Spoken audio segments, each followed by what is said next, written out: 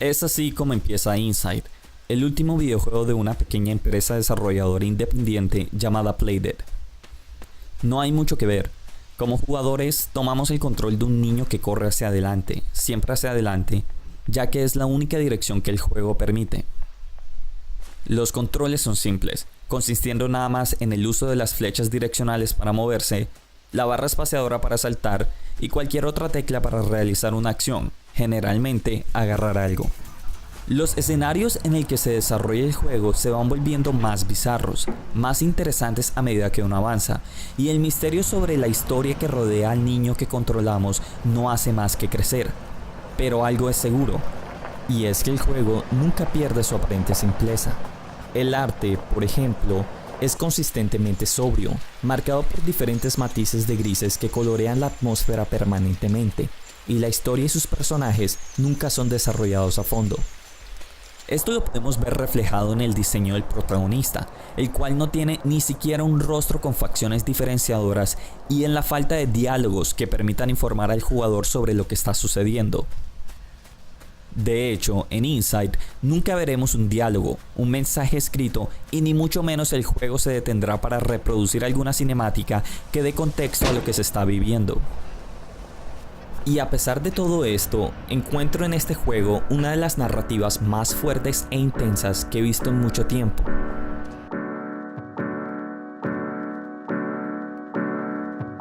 Y me hizo pensar que esto viene a suceder en una época en que la industria de los videojuegos está avanzando a pasos gigantescos, tanto comercial como artísticamente. Las nuevas tecnologías han permitido a los desarrolladores crear experiencias cada vez más interesantes, y la idea de lo que la palabra videojuego abarca dentro de la industria se está volviendo cada vez más compleja. Lo que en un principio fueron dos líneas y un píxel simulando el ping-pong, se ha convertido en un campo de investigación verdaderamente interesante, en el que incluso la palabra juego se le está buscando algún reemplazo que pueda englobar las diferentes variables que conforman este fenómeno. Experiencias interactivas ha sido uno de los tantos términos propuestos, porque a medida que el medio comienza a evolucionar, la idea de cumplir un objetivo con el fin de sentir la satisfacción de un ganador por simple entretenimiento se queda corto. Entre la escena comercial y la independiente se han desarrollado juegos en los que realmente no hay nada que ganar. Son simples experiencias que nos pueden conmover o hacernos reflexionar, y que con cada nueva entrega de un producto novedoso se les ha exigido a la audiencia una mayor apreciación intelectual. Sin embargo, creo que la palabra juego no puede ser desechada tan fácilmente, ya que esta misma ha tenido su propia evolución. Por ejemplo, los deportes convencionales que conocemos han adquirido una categoría de trabajo, permitiendo a ciertos jugadores volverse profesionales, elevando la actividad que practican a algo más que una mera diversión. El arte también ha sido un componente importante dentro de la percepción de algunos juegos. Los rompecabezas son un ejemplo de esto, como también lo son los juegos de carta, el diseño gráfico en algunos juegos de mesa y el juego chino de Go. Las diferentes transformaciones que los juegos han tenido durante la historia han afectado el videojuego como lo entendemos hoy, porque se han dado desde los 4 componentes básicos. Todo juego debe tener una meta, un objetivo que le dé significado y plantea una finalidad. Para alcanzar dicha meta se establecen reglas, las cuales restringirán el número de acciones y darán un lugar al desafío. ¿Qué tanto espacio hay para el aprendizaje? ¿Qué tanto se pueden mejorar las habilidades para conseguir la meta dentro de lo que permiten las reglas? Y por último tenemos la interactividad, la cual se consigue por medio de herramientas que permiten al jugador tomar acción e involucrarse a sí mismo dentro del juego. En su versión más básica, estos 4 componentes forman un medio para el entretenimiento que ha sido parte de la actividad humana desde sus inicios, y es claro que existe una clara conexión entre estos componentes y las actividades que realizamos dentro de nuestra propia vida para sobrevivir. Es entonces que apropiamos a estos juegos de una narrativa. Las historias siempre han hecho parte de la experiencia humana, y no es raro que apropiemos un sentido narrativo a diferentes eventos o hechos con la intención de hacerlos propios y de colocarlos no solo en un marco lógico, sino emocional.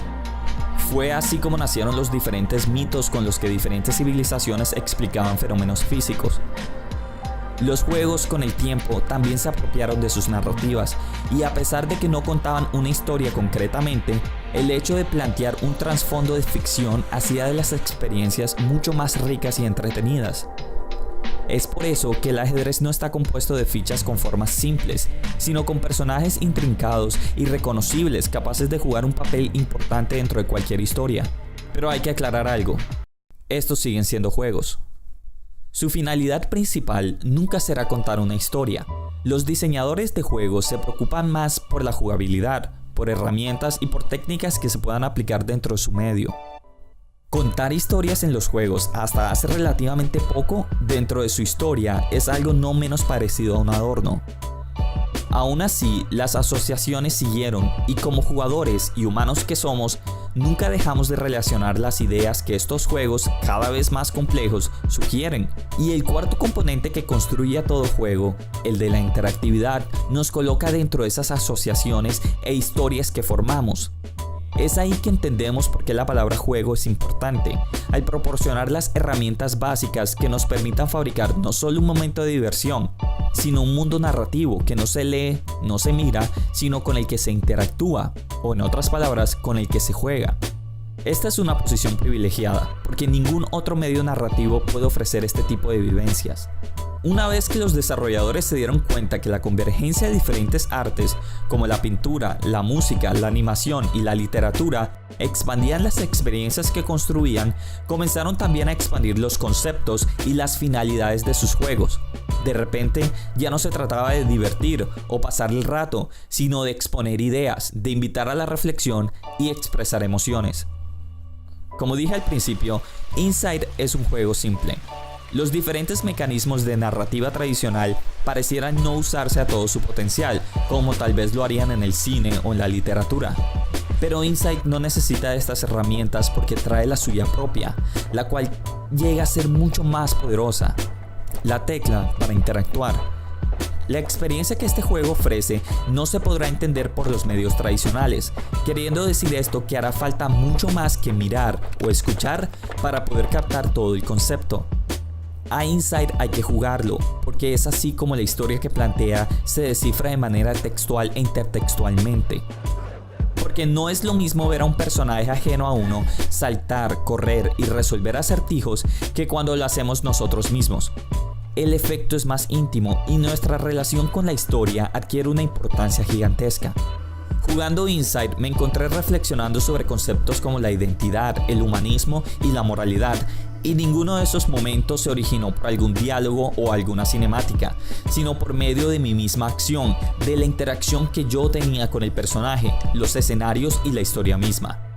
Durante años, la industria de los videojuegos ha estado del lado del mero entretenimiento, pero está claro que con los avances tecnológicos y la creatividad de miles de desarrolladores entusiasmados, el medio tendrá para ofrecer un mundo infinito de posibilidades durante muchos años, y le dará una nueva dimensión a lo que contar historias significa.